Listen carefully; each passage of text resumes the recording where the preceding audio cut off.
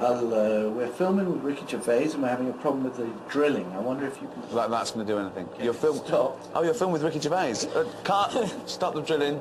He said the two magic words in Hollywood. Ricky Gervais. Oh, the drilling stopped. Thanks very much. All right?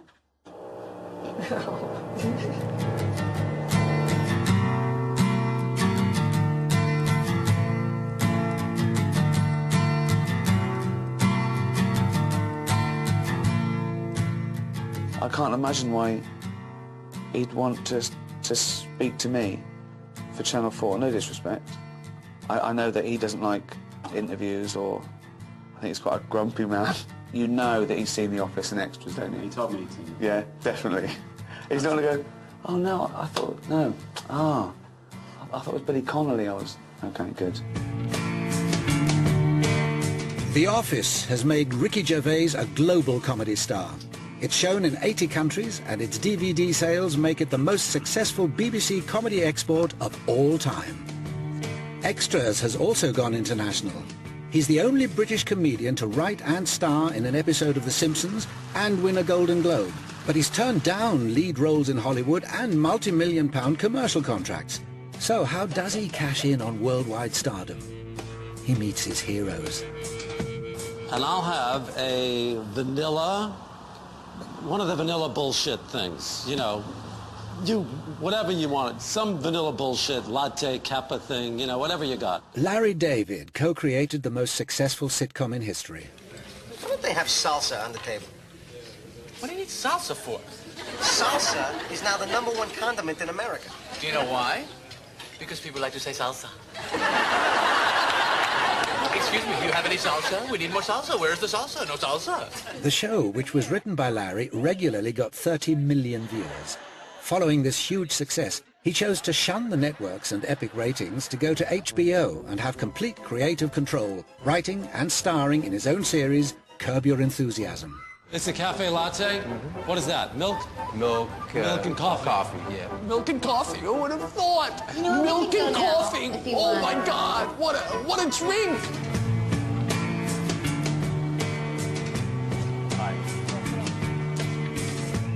This limo's getting wolf whistles from other cars.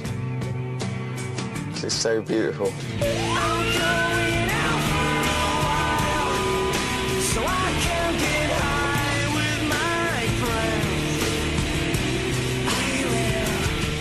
At least it was like a full body shot and other things happening. If that had been my face, think how big that would have been. My big, fat, 100-foot face. That would have been scary. I'm thin in America.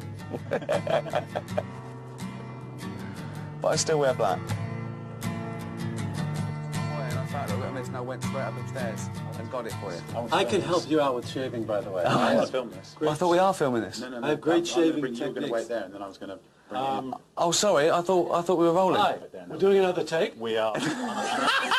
But aren't we just filming this? Huh? We are filming this. Oh, we are now. I have to act? You want me to come in and act now? Yeah. What do we do? Do you mind if we film you while you're putting on a bit of... No, Great, let's do it. okay.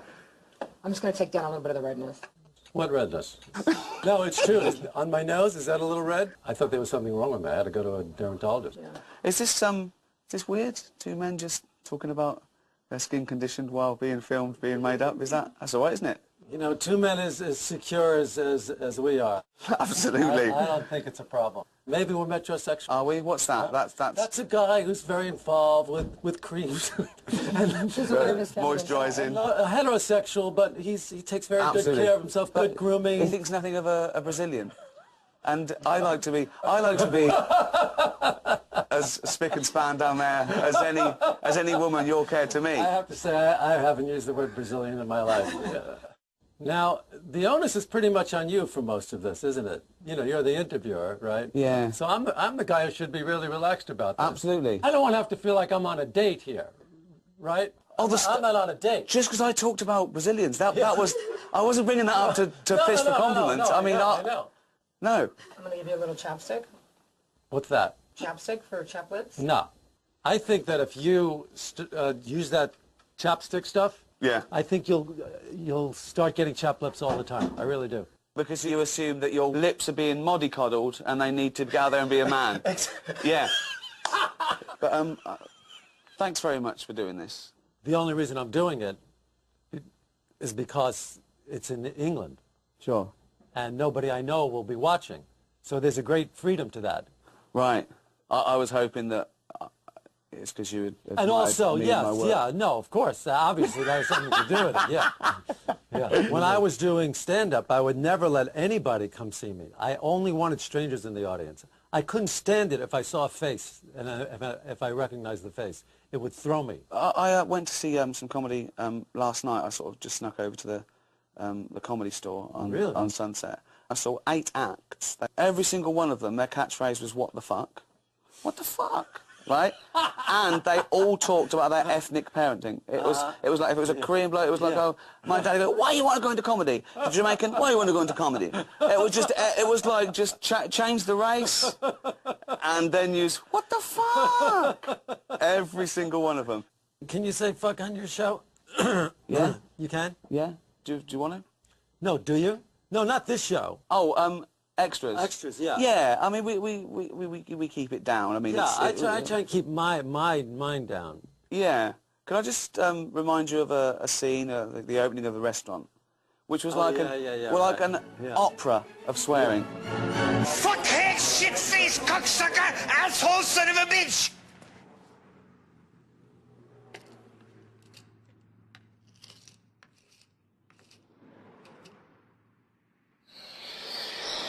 Maybe one day I'll get a chance to do something good for somebody like that. Scum-sucking motherfucking whore! Cock! Cock! Chisholm! Grandma! Cock! Bum. Fuck, turd, fart. Cunt, piss, shit, bugger, and balls! Damn it! Hell! Swat! Shit! You goddamn motherfucking bitch! Fuck you, you car wash cunt! Now, car wash cunt is poetry. That's she came up with that item. What do you think about swearing in comedy? I don't like to abuse it at all. I know just from doing stand-up that it's the easiest way to get cheap and easy laughs. I think it can be funny. It definitely makes anything funnier. It does. There's no doubt about it. Once you inject a fuck into your speech, it makes it funnier. It gives it an emphasis, and it gives it a shock. What did you have? I am afraid to say I had an ace high. Ace high? I know, but I got it. How could you not go in with an ace high? Oh, you cunt! What a cunt! I can't believe that you didn't go in with that. I just thought that she had What a hand! That's a great hand for this game. Wow. Who are your comedy heroes and influences? When I was growing up, I loved the Bilko Show. For the life of me, Sergeant Bilko, I can't understand how he lost. You know, lots of people go to the races, win a little, lose a little. Not us. We brought our own expert. Born and raised on a farm in Kentucky, knows all about horses. Joined the Army. Why? So he could pick a horse for us that came in absolutely last. Good boy. He was doing what we were doing in a way. Doing these guys who are saying and doing things that nobody else would say and do nasty things and being unlikable and being deceptive. I talked my platoon into putting up a bankroll, and I'll zing. Half of it is gone. How am I going to face that platoon? Hiya, boy. Don't lean on him, he's liable to collapse. Not him, Sarge. He's a real thoroughbred. He's got courage. Yeah, well, let him face the platoon. It's the same plot every week. He's trapped, he's in this, it could be prison or whatever, it just happens to be the army. It laid out the blueprint for sitcom, I think. I love Bilko. And I loved Abbott and Costello. Chuck, what? Do we have to sleep in this room? Why, you're not afraid, are you? No. But if you see a pair of pants flying through the air, don't grab them. Why? I'll be in them! Right. I loved Abbott and Costello. I did, but I always felt that I had Laurel and Hardy. Well, here's another nice kettle of fish you pickled me in. I think they were too sophisticated for me when I was a kid. There was something I didn't quite latch onto about them. I don't know why. It's the relationship that I love.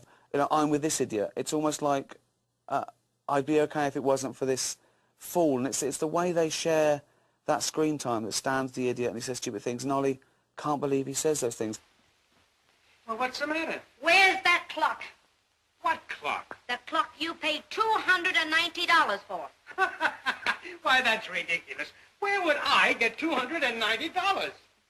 Where's that clock? I don't know. He said he was going to keep it in the dark. And if I didn't keep my mouth shut, then nobody'd be any the wiser. Oh! Now, why didn't you keep your trap shut? And I think there's a certain amount of that with you and Jeff. You take turns. Sometimes you're the Stan, where you say the wrong thing and it's out there. And sometimes you're the, why do you say that? What, you're an idiot. Oh, my God! What are you... Here! Oh, needed this. Susie's here. What? Oh, What hi, is Susie. going on here? What are you doing here? The amount of sleep that I've lost... What thinking are about you this... doing here? Listen, and I'll tell you. Sammy's shelf has been on my mind. I've always thought the shelf was loose. And you brought Larry to help you with the shelf? I know a lot about shelving. I put up all the shelves in my house. And You put the shelves up in your... I find that He hard to knows a believe, lot Larry. about shelving. No, I put them all up. And Mr. I was California gonna, Closets over check here out all of a sudden? the shelves here. Look, get the hell... Leave! Jeff, in a way, has a tough role on my show because he's a confidant. Sometimes he's just there to be helpful to the story. Well, it's such a useful character, though, Yeah. isn't it? Because he knows everything. And, I couldn't do the show without that character. It's almost like setting you up. You know, it's sending you on your way. And yeah. Now, Cheryl is so adept at She's doing great. that kind of thing. Oh, by the way, did you tell Wanda she has a big ass? I didn't tell Wanda she Yes, had you a did. big ass. She'll always know exactly how to make a scene funnier. Why? What's the big deal? What if I did say she has a big ass? So what? That's not so terrible. What's the matter with a big ass? I like big asses. There's no problem. You like big asses? I don't mind a big ass. I mean, no, that's Hey, not necessarily big. This is interesting. No, what? You love big asses? No, I don't love big asses. How big do you like them? I like them just the regular. I like them just like yours, okay? Oh, That's how I because like 'em. mine is really big. No, I it's like not 'em big. really big. It's not. It's good size. You just said I love big asses I and I know. like yours. And completely gives herself over to it. No ego at all. Always knows where to take a scene to get it funnier. All there's this stuff nothing is kinky. unfolding now. Nothing's Which unfolding. is interesting. After years together, I'm just finding out. What are you like, crazy? all these No, sexual that's things so about you that I untrue. had no Don't. idea. No, I'm not the deviant. I didn't say deviant. Presumably you get the ideas from real life, their observations or things that you think may happen. And is it all for the comedy, or is there any part of it that's you getting something off your chest? I'm not consciously trying to get things off my chest, I don't think. But things do occur where I go, this will be a good thing to do on my show, that had I said it at the time, I would have gotten something off my chest. Right. Like this one scene that we did, the check came and Cheryl and I were out to dinner with another couple. Come on, Larry. No, Larry. no splitting. Please. No splitting. You picked up the last one. I better Thank look at you, this. Stu. Anyway, thanks, Stu. That's very nice of you. Thank you. You're welcome. What about me? And thank me too. And thank you, Susan. You're welcome.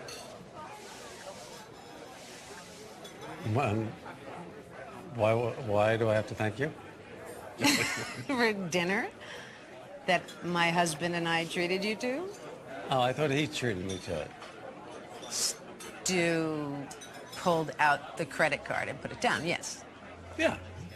So I thanked him. And he's using our money to pay for it. So you could thank us. We're taking you out to dinner. Well, you can call it our money, but just for the sake of discussion, he's the one who goes to work and earns the money. You don't work. So something like that came up in my life.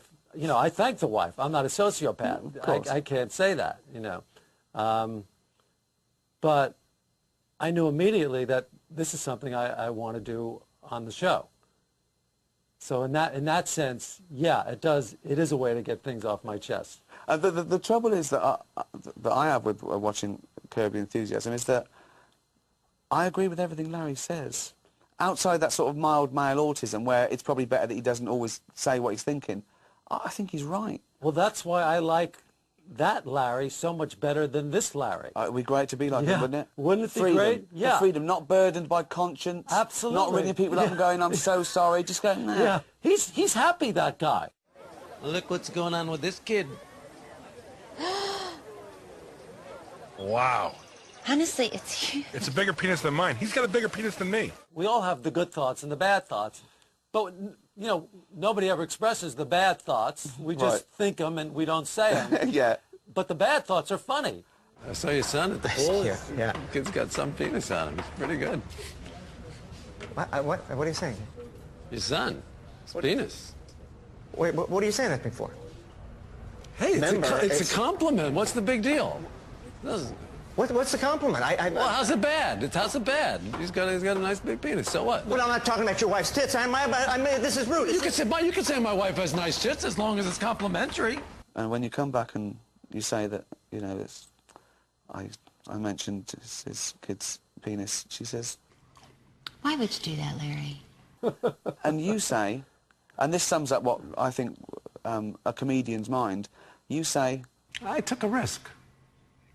And that's what comedians do. Sometimes you think, well, mate, you know, it might go down well, it might not, but I just say it. I mean, that's how we're all going through life, isn't it? Just not saying what we really want to say. We're going through life compromising. Exactly. For the good of everyone. Right. Yeah. I suppose that's why people like yourself don't compromise in your art. That's where no one can get hurt. It's up to you. Art, you're allowed to be a complete fascist. There's no, what about me? It doesn't matter. I don't care about you. This is that you do your own program. I'm in charge of this. There should be no compromise in art. I think it's because there's I don't know about your case, but in my case, I'm such a liar in my life. Not really. Well, lying about or keeping things to myself. I see what you mean? Yeah, not really telling my true feelings. That I feel like I want to go completely the other way when I have the opportunity. And that's why you create superheroes like Larry. Well, I think if you're any good, you kind of have to have a compulsion to tell the truth. Absolutely. Don't you think? Absolutely. Yeah. And without guilt. Yeah. This is guilt-free truth. Comedy, I think. The other one is when you know there's a terrorist attack. It's good intel. It's going to happen. Okay. My brother, his best friend, works for the CIA. And he got this information from the highest source possible that there's going to be a terrorist attack this weekend in L.A. Yeah. If there's going to be a terrorist attack, you should leave. Right. But Cheryl's got this event. Right. We got to get out of here. Yeah, you got to get out of here. Actually, this weekend is a big NRDC benefit that we've been working on for months, and Alanis Morissette is going to be there. I mean, I'm thinking out loud. Why don't we call it a terrorist and ask them, could they pick another weekend that's more suited for you? No, postpone the benefit. Let's get out of here. I thought I'd never say this, but Larry's right. And it absolutely sums it up, where Larry, he says the thing that's on his mind. It might not be the right thing to express, but he's totally right morally. Well, maybe, you know, maybe I can go. And where are you going to go? Could go golfing at Pebble Beach. Right? Why do I have to go down with her? Yeah, why is it all the burden on you to stay to her event? Why didn't she come with you and not be killed? Right. Surely it'd be better to not be killed together. She has the option of coming. She has with the me. option. Yeah. You've given her the option. Yeah. She can't see that. If you feel good about one of us dying and the other one surviving, and you can live with that for the rest of, then you should go golf this weekend. I'll think about it. The one thing about that scene that I should mention that's interesting is that was completely made up on the spot. That wasn't even in the script at all. The idea of staying back. Yeah, that wasn't in the script at all. What happened was when Wanda leaves the house at that moment, and the two of us are left on the couch, the scene was supposed to end there, and nobody, the director didn't yell cut. Lovely. Again, it's the bad thought. It's the bad thought. That usually goes unexpressed. Yeah. With the writing process then, presumably you storyboard the whole trajectory and individual episodes, and then how does it get from the idea to screen? You know, I walk around with a little pad, and whenever I get an idea, I jot it down. And then I have another book where I take all the ideas and I put them in another book. In your best handwriting? In my best handwriting, yeah. So before I write a show, I'll just, you know, look in the books, and then I'll think, oh, that would be funny to do with that. Oh, those two ideas really would work well together. And so what would a typical script say? Laura, bring me in a script. Oh, fantastic. Huh? I don't care. Bring me in anything. Bring me in something from, not this season. Bring me in something from season 4. And, you know, so I'll take 2 or 3 ideas and kind of put them together and build a story. Okay, so this is from the show, the carpooling, when I picked up the prostitute. Yeah. I'm not going to use the carpooling by myself, because I don't want to. Well, that's the difference between you and me. All right, goodbye. Hey, Daddy, you want a date with Mama?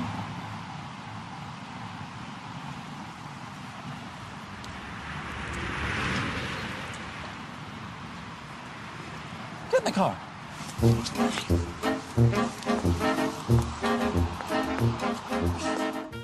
Larry and Monine are zipping along in the express lane. Larry tells her he doesn't want any sex, but he'll pay her for a time. She's never been paid for a time before.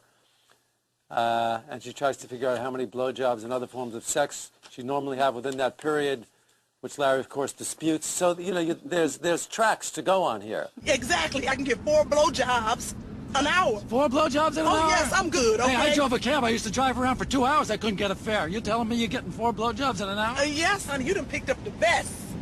Honey, I got a red snapper that talks to you. You know what it's saying? I'm charging way too much. There's actually more there than I imagined, because it's like you're laying down the jokes, really. You're laying down the structure and the tram lines for the humour. Yes. And then do you pretty much know what you're going to get by the end of it? You know, if you've auditioned the actors, you've seen it at the audition, so you're confident that you'll get it, and you normally do.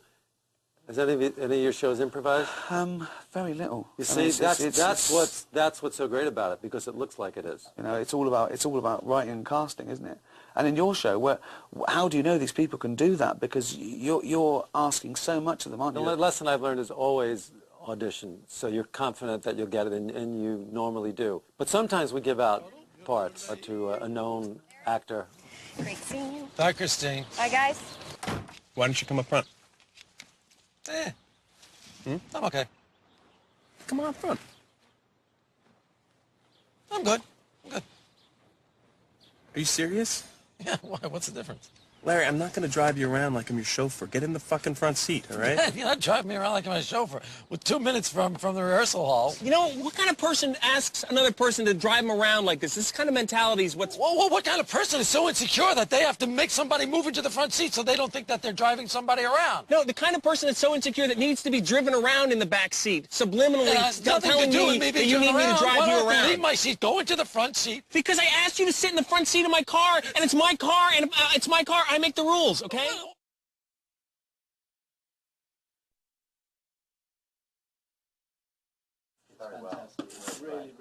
What is this going to be cut down to? About an hour. An hour? You're kidding. It's an hour? It's a difficult question for you. I love Jewish humour, but I don't know exactly what it is. What's Jewish humour? I really don't know. I don't know what it is. I know that there's a lot of Jews in comedy. There's themes to Jewish humour that you could probably cite. Neuroses. Don't you see the rest of the country looks upon New York like we're left-wing communist, Jewish, homosexual pornographers? I think of us that way sometimes, and I live here. There's a lot of complaining, I guess. Being dealt a bad hand. It's tevya, isn't it? The weight of the world on your shoulders. Fantastic, complaining. Yeah. I think it's a lot of that. And my parents really didn't like me. They told me I was Jewish on Christmas morning, and they just... Wake up, you're Jewish! Empty stocking. mean, but There's also a certain rhythm, I think, to the way that Jews talk that might be funny. Every Jewish woman wants to think she looks Hawaiian. Don't I look Hawaiian? People say I look French. I think I look Dutch. Do I look Spanish? You look Jewish, you dreck jente, that's what you do. Well, Yiddish is funny already. Yeah, I Yiddish. wanted to learn Yiddish because the words... Yeah. Amazing. It's a great language. Yeah. There's like a jazz to it. Yeah. I mean, like when you listen to Lenny Bruce's albums, there's a jazz to the way he talks. Titties are dirty and vulgar? No, it's the word. It's the way you relate. Are you sure it's the word, not the titty, that's dirty to you? It's the words, all right? Suppose we change the words to tuchuses and nay-nays. Well, that's a little better. I grew up loving the Marx Brothers. I noticed you've got a picture of Groucho, and there's such an amazing quote. He said when he was 80 years old, he said, I'm going to Iowa for an award, then I'm appearing at Carnegie Hall, it's sold out, and then I fly to France to be honoured by the French president. I'd give it all up for one erection. Not great. 80 years old. Yeah, the culture of Yes. Jews being funny comes out of the I guess some kind of oppression, because oppression would lead to humor, would it not? When you're in a terrible situation, the only thing you could do is be funny. Excuse me. Are you Jewish? Are you Jewish? You want to check my penis? Okay. Huh? Is that what you want to do? My real question is, Yeah, what were is you your real whistling? question? Yeah, what were you whistling? Hello, Dolly? No, it was Wagner. Oh, was it? Yeah, You, it's a sir, major win $100. I want to know what a Jew is whistling Wagner Do you for wanna when he know? was one of the great anti-Semites of the world. You know what you are? What am I? You're a self-loathing Jew. Am I? Oh, Well, yes, let me tell you yes, something. yes, yes. Jewish. I Jewishness. do hate myself, You- yeah. but it has nothing to do with being Jewish. Okay. But what have we got to be oppressed about? Me and you? What's our No, issue? no, no, I mean, we're- you've got yeah. Jewish. I haven't even got that. Yeah, right. What's your thing? Nothing. I'm a white, middle-class bloke from England. I get annoyed at people eating too loudly, or a waiter not looking at me immediately, you know, or... Asking somebody the time and they go, you know, like they're doing you a big favor. Really Yeah. annoys me. Yeah. And also, if there's two people and you bump into each other, Yeah. right, it's equal. We weren't looking either. I go sorry, they go, Yeah. well, hold on. Yeah, it's the same exactly. for Yeah, you both hit of me us. too. I What know. are you doing? I know. Yeah. And that makes my blood boil, which is Right. weird. That's Right. all I've got. Yeah. No one's dying. No one's starving. I haven't got any fatal diseases. But a waiter's got the television on too loud, and he's not even... Well, it's not for you, you know. And barmen have the television on. I was just getting to the age where I could ask, right? When you hit sort of like 36, you can go into a pub and say, can we have that telly off, mate? Yeah. Right? Then I became famous. And now I can't again. So I have to sit there and see it, because I don't want anyone to go, Right. oh, look, oh, he's changed. Yes, yeah, You know? exactly. People really want to say that too. Before it was, they're going to go, a bloke came into the room and he wasn't polite. Now they're going to say, Ricky Gervais came into the room and they can pinpoint who that person is. Oh, well, it affects your tipping, that's for sure. Yeah. Yeah. And what do you do? Yeah. What do you up the tip? I got to double it, you know. But where does it stop with you? You give him $10, they could go, $10 is nothing to you. Yes, I know. See, that's the thing. Obviously, everyone knew who Larry David was from Seinfeld, but many people couldn't put a face to the name. After the first season of Curb, how did it change, you know, when your picture was suddenly appearing in the paper as well? How did that feel? It actually was, it felt good. I'm just talking about just walking around and Yeah. going shopping, you know. Yeah, exactly, yeah. Because people seem to be enthusiastic about the show, and they seem to like me. It's kind of fun. It's like the world seems to be a friendlier place for me. It gives me more freedom. Right. Once I know people know who I am, it gives me a lot of license and freedom to behave in ways I normally wouldn't behave. So it was actually liberating for you? Yeah. I took the other route, and that I was suddenly very self-conscious, much more than I'd ever been. I end up just not going out in public. I mean, I'm very nearly Howard Hughes. Don't you think it's weird for people to know, they think they know everything about you? I don't think we're meant to be recognised, are we really? But people really love and respect you, so when they come up to you and they say something to you... It's always nice. It's nice, as good as it yeah, gets. Imagine right. if they hated you when you were famous. Right, You know, exactly. but I That's think what I'm that's what- saying. You know, I was on a show in the early 80s, first show, and I just bought this convertible, and I took it out of the showroom. It was a Fiat convertible, and I put the top down, and I'm starting to make a little money. I'm on this TV show, and I'm driving down Santa Monica Boulevard. I pull up at a light, and some guy yells out from the bus stop, "Your show stinks!" Oh. Put the top up.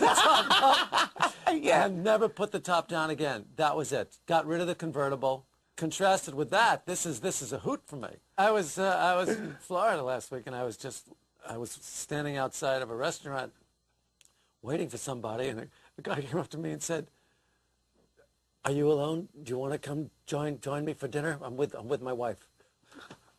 I said, "No, that's okay, thank you." Yeah. But it's sweet, you know. Yeah, well, it is very sweet. It's just that, what do you say? You have to say, I can't. I want to say, you've watched the show. Do you? If You you must- came up to that guy on the show, do you think he would want to go sit and have dinner with a stranger? Think about it. When do I start? Oh, he said it'll just be a couple minutes.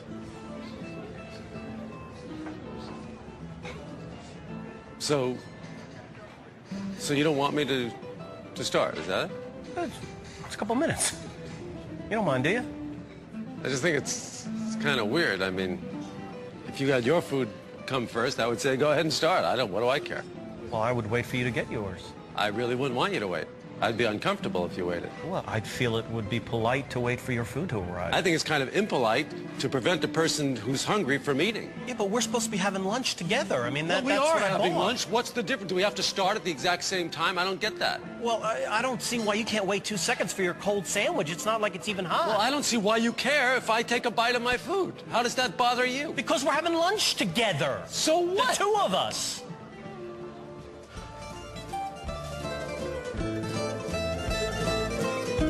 I came from sort of nowhere, so there was like a mad sort of interest, a mad frenzy, Right, and that gave me right. the creeps. The interviews, just, you get bored with talking about yourself. Some of them are banal. I cringe every time I read anything, any interview. I cringe from it. Cringe.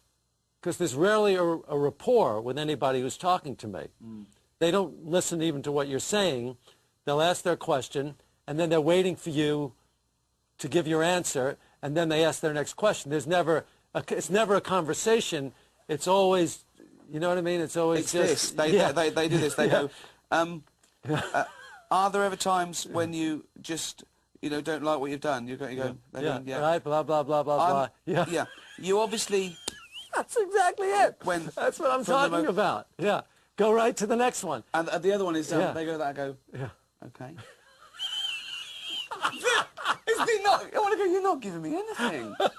I know. I say to him sometimes, Yeah. put that away. Talk to me. Yeah. You know. Yeah. You want to Yeah. hear. That's an Yeah. amazing answer. Yeah. Right. So, where did you meet Jerry? Yeah. Now the other thing I have a hard time with is going on shows, talk shows and stuff like that. I only see a downside to it. I see me blurting something out, some faux pas that'll destroy me, Like if I had something booked like a month from now, the whole month would be ruined for me. I tried to get out of something today. Not this. No, not this. No, not this. I'm supposed to do this thing in New York. They called me a year ago, and I said no. And then I said, call me next year, just to get out, get out of it. Call me next year, never thinking next year's going to come and there'll be a call. So of course they called me, and I said, oh, okay. And now it's coming up, and it's on my mind. So I called up to, I said, I put on my funereal voice. I am so sorry. I cannot. I'm sorry. I cannot do it. I've got a lot of problems right now. I just can't. I can't do it. I can't. I'm so sorry. I'm so sorry. And for 15 minutes, I told how sorry I was. Okay. Made me feel so guilty. Then called me back. I just spoke to my boss. You have to do this. I said, all right. Okay. So now I'm doing it. And now the next 2 months are ruined for me. Yeah, it's true. Because I will never have a day now where I don't think about having to go and do that now. Not one day. I won't have one day for the next 2 months. I'm serious. This is all I'm going to think about. Everything's ruined. Yeah. You just forget about it for a while, and you have a lovely meal. Then Yeah. little adrenaline rush. You go, oh. I know. Exactly. Oh, yeah. Now it's only a month away. Yeah. Am I all profile in this interview? I feel like I'm all profile. You're seeing the whole big nose, the whole thing, huh? Now, are you being funny there? No. Do you know you're being funny all the time? Were you funny as a kid? No, not especially. No? I don't think I was. No. I would do stuff for the family, little, you know, performance kind of stuff, Elvis and stuff like that. You know, I'd come in and do Elvis. But I wasn't witty, I don't think. I think you have to be a certain age to be funny. Yeah. So few people under 30 are funny. You have to discover when you're inadequate in order to be funny. And Absolutely. you don't know you're inadequate when you're a kid. Feasibly good-looking, clever, popular people doing things brilliantly. Absolutely. Who cares? Yeah. I started to become funny when I realized I was inferior and inadequate. Mine was when I got fat. Well, Really, same deal. Yeah, who's an audience going to laugh at? The guy who gets up on stage and talks about how he got the girl, or the guy who's telling the funny story about how he didn't get the girl? Come on. You can't give yourself a cool role. We've got to be the putz. Larry? Hey.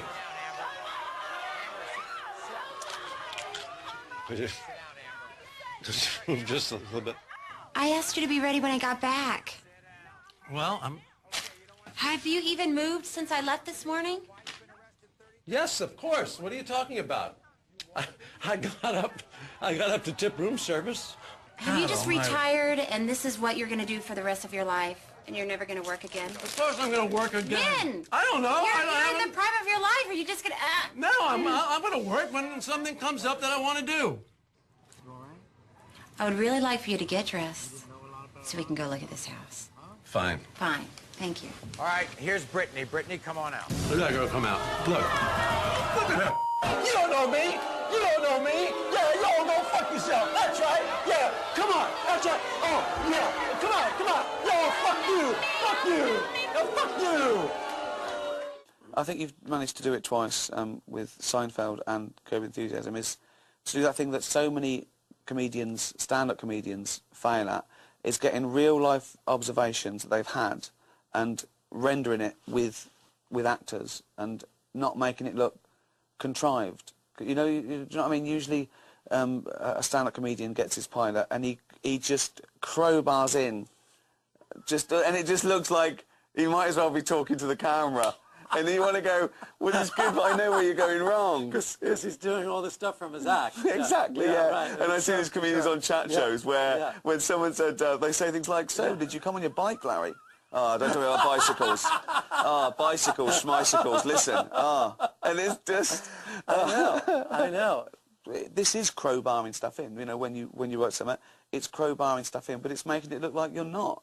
And that's why I think naturalism is so big and high on the agenda now in comedy. You're a stickler, as I am, for reality. When something takes you out of that reality, and it takes you completely out of the scene, don't you think? Yeah, I want to see someone get their hands dirty. I want to see a bit of their life. Yeah, also, I was never a big joke guy.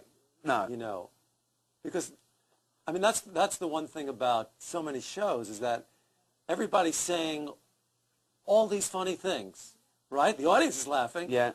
But nobody else is laughing. Exactly. They're saying jokes to their friends. Yeah. And then the friend doesn't even smile. Absolutely. And then the friend says something else equally as funny. Like everybody's always has to say something funny. I remember the first time I saw that reversed was, I think is it Play It Again, Sam, when Woody Allen gets beaten up when he goes home and he starts making Diane laugh. You got into a fight? Yeah. With who? Some guys were getting tough with Julie. I had to teach them a lesson. Are you all right? Yeah, I'm fine. I snapped my chin down onto some guy's fist and hit another one in the knee with my nose. Where's Julie? Oh. She ran off with the leader. I think they're getting married. They're heading for Mexico now. I never would have worked between Julie and me because she's Protestant and I'm Catholic, and there's a great religious abyss between my... Listen, who were these guys? Oh, they said they were hairdressers. Hard to believe, though. You want us to call a doctor? No, I'm fine. I could use a 3-foot Band-Aid. I believe pain subsides. She's laughing, and my sex life is turning into the petrified forest. Very funny. You know what? You're very good at it too. I've noticed the way, you know, I know it's a show and everything, and I'm serious. Listen, this is Yeah. listen to it. Whatever he says is the truth. This is I the don't know what truth. he's going to say. Because he is one of the few people who actually has genuine laughter. You have laughter on your show, and you laugh. And when I watch it, I go, wow, it's great. It's great the way you did that. Yeah, well, it's nice, you know. I just think realism resonates more. You can go mad, you can go surreal, you can go fast, but as long as there's an element of realism and recognition, it's better. It's like one time I went out with this bloke and we were in the pub and we were playing the quiz machine and it was for a £5 and the question came up, who discovered America? And I just panicked and I said, Colombo. Oh, see, you're laughing because I'm stupid. No, it's an easy mistake to make. They sound the same. That's what I thought.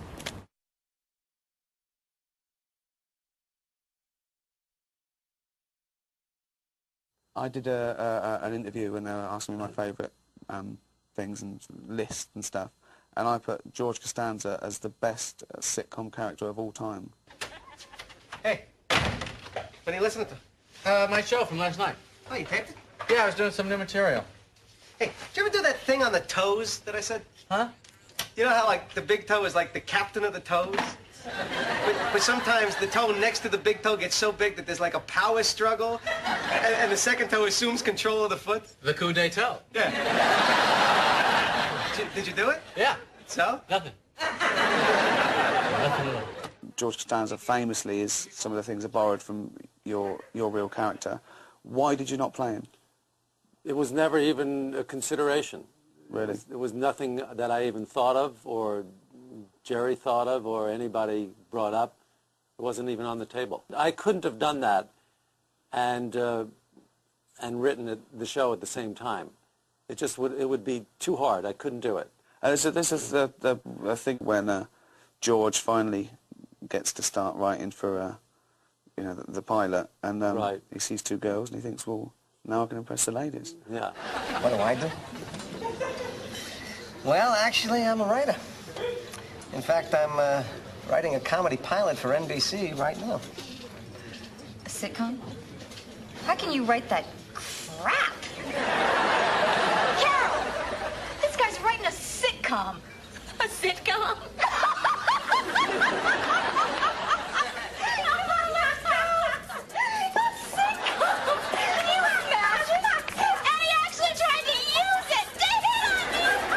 Yeah, I like to think that people go, that's the top of the tree. Don't waste your time with novels, right? Plays, sitcoms where it's at. That's the top of the tree exactly, in terms of artistry. Is there anything you want to do in television outside comedy? Would you want to do a drama or a film? Oh, no, I would be completely lost, completely out of my element. It would be laughable. It would really be laughable, yeah. I couldn't do it. I would have no barometer for knowing that it's good. How would I know it's any good? Well, I wouldn't know. There's no guides. Well, there's good drama. There is. And there's bad drama. Right, so... but people who are dramatists know when it's good. I wouldn't know if it was good or not. But how did you know it was good when you started writing comedy? If not, there was good comedy and bad comedy. If people laughed. You know, people were laughing at this comedy club where people were going, what the fuck? It's that thing. I go to one of those comedy clubs and people go there and go, anyone here smoke? Anyone smoke weed? Get the munchies, don't you? What they should do. And I'm looking round at people and they're going, hey, you do get the munchies! You get the munchies! They're bursting. I haven't heard this stuff before. I know, it's unbelievable, isn't it? Yeah. You're all idiots. Yeah. Just, forget it then. If you're saying what everyone's thinking, you're not doing anything. Yeah, there's a fine line there because you don't know. Are people laughing because they thought of it or because they thought of it and now they're hearing it? Or... Well, I think comedy has to be recognition, but it's absolutely pointless doing comedy to a room full of people that could just about do it themselves. What I want to do is I want to do things that nobody else can think of. Absolutely. You know what I mean? Absolutely. That's what you want to do. You know, so many times when I'm watching your shows, I'm going, I wish I would have thought of that. Oh, yeah. Oh, wow. You know what I mean? I suppose that I want the right laugh. I want to look around. Yeah. I want to look around and go, right, they're not laughing. That's a good sign. Yeah. That's good. I didn't want them to laugh. Right. I don't want you to like. I don't want you liking my comedy. Well, I had plenty of that when I was doing stand-up. I heard a rumour that sometimes you'd go out and you look at the audience and go, nah. Yeah, I did that once. Yeah. And was that heartfelt? That wasn't totally. a gimmick. No, that it was wasn't just a gimmick. You looked I out. got up on stage. I looked out at the audience. I kind of took them in. I looked around. What were they like? What was the demographic that said to you they're not going to like this stuff? Just people I sensed no connection with. Nobody I ever wanted to sit down with and talk to. I didn't want to be talking to. I could tell on first sight. You know, my hen parties and bachelor parties. Yeah, right. Yeah. Exactly. The warm-up guy throws stuff out and shows his ass. Right. Yeah. Yes. Brilliant. Yeah. Right. And I looked out and I went, no. Yeah. And then I left. Yeah. Well, I mean, after Seinfeld and with your success, obviously you never have to work again. What drives you? What drives you to keep going? Well, you gotta get out of the house. My mother always said you need a place to go. Yeah, I agree. You need a place to go, no matter what it is. You have to get out of the house and have a place to go every day. What would you be doing if you'd given up comedy, you came back from New York? Forget it. I'm not going to forget it. You mean I'm not going to do any writing or anything? Yeah. Well, what if it, to go back 20 years, you gave up? What would you be doing now, do you think? You mean I'd have to have another job, right? Well, I assume so. Okay, so I'm quitting show business. You 20 years ago, I quit show showbiz business, 20 years ago. and now I need a new job? Yeah. That's a good question. Now, what would I do? I have no skills. What would I do? I don't know. Sell... Entrepreneurism is what... Sell cars. Hi, I'm Larry. Hey, Larry. Archie. You know what? My wife's name is Veronica. So, this is the Camry I heard about, huh? This is the big boy, the top of the line. This is as good as it gets. Oh, really? You know, you hear Lexus, Lexus, Lexus. You don't hear Camry, Camry. But that's what you should be hearing. Well, tell me, what's in the engine here? What's in it? Big stuff, big charging, crazy pistons, nutty pistons. Was it twin cam? Yeah, twin cam. What other colors? This is a fucking work of art. What's your name? Shirley. Shirley? Yeah. That's my mother's name. A tilt wheel steering, which I really like. Does this car have that? Is it standard? You know, you don't have the need to tilt in this car. I've never had a tilting need. I heard that these SUVs, that they sometimes they roll over rather easily. Roll over? Are you kidding? Look at this thing. Look at this. Look at that. Well, thank you so much. That's absolute pleasure. I think we got plenty. We've got plenty. Yeah. Thank you. That was fantastic. Thank you so much. Thank you, Ricky. Amazing.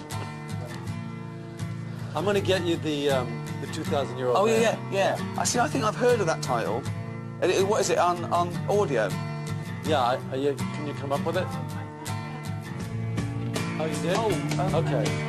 Have we got that? No, it's an album. DVD.